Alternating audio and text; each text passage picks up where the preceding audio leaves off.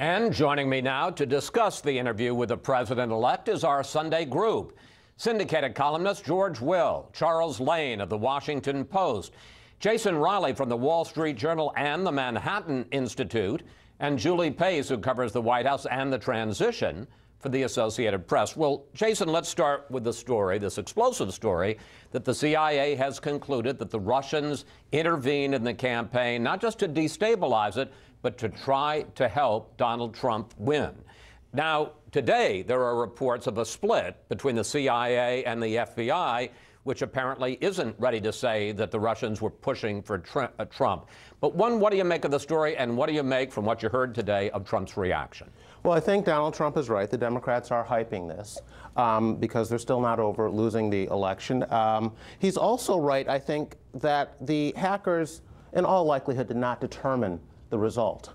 But cybersecurity in today's world is a serious issue, both in the business world and in politics. So it needs to be taken seriously by the president. And I think we should get to the bottom of this. Clearly, someone was trying to do something to embarrass one side or the other, and his focus should be on getting to the bottom of this. So he also says, you know, I think it's important that he not undermine the integrity of these intelligence agencies that he'll be in charge of going forward. He says he's going to bring in his own people, and then he will trust what they say more. Well, he's tapped Mike Pompeo to head the congressman to head CIA. Throughout the campaign, Pompeo was one of the people who said, in all likelihood, both Russia and China were behind the hacks.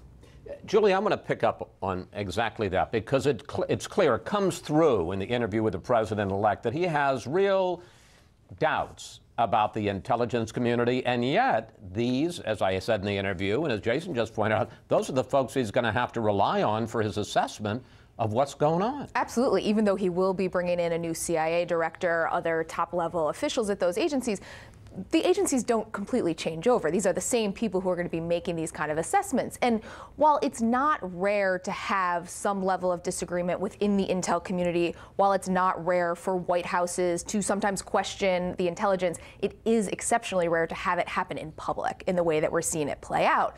And I think for a lot of people in the intel community, it's going to raise questions about how their recommendations are viewed going forward. And I think there was one line in the interview that was so striking when the president-elect was talking about how he's receiving information. He says he gets the intel briefings when I need it. And by their very nature, you often don't know when you need the intel information. So I think we will see if he changes his impressions when he actually is in office and he actually has the responsibility to be acting on intelligence.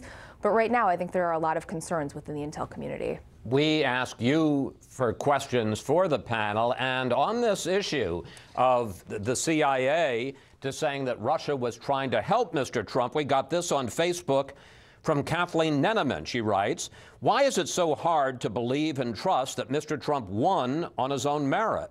If it's not a recount, fake news, racist middle class, it's the Russians. Pretty soon the liberals will run out of things to use as an excuse for losing.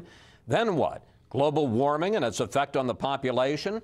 George, I mean, the story about the CIA's conclusion comes at the same time that President Obama is calling for a full review by the intelligence agencies about Russian involvement, at the same time that the congressional Democrats are calling for hearings about this whole thing.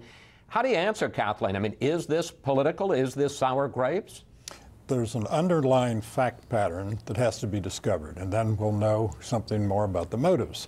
From Pearl Harbor to the Bay of Pigs, to the Tet Offensive, to Saddam's non-existent weapons of mass destruction, there are ample cases justifying skepticism about the intelligence agency. Not because they're great people, they are, but they make mistakes, they're fallible. What makes Mr. Trump's position somewhat radical is he's not questioning the analysis, the conclusions they draw from the facts. He's questioning their mastery of the facts themselves. The CIA and the FBI are in agreement that there's a fact pattern here that points toward the Russians. They differ about the question of motives, whether the Russians were trying to elect someone. But for example, the malware used to attack the Democratic National Committee is in essence a Russian fingerprint, according to the FBI. And let me just say, you're right. I mean, Donald Trump continues to say this could be some guy in his pajamas in his mom's basement. Yeah, exactly. Now, think of the problem, the difficult, awkward position the Obama administration was in before the election, because they had a lot of this, and they didn't want to get in the condition that Comey was in. Now, this will go to Congress after the 20th, and this will be the first test of the Republicans.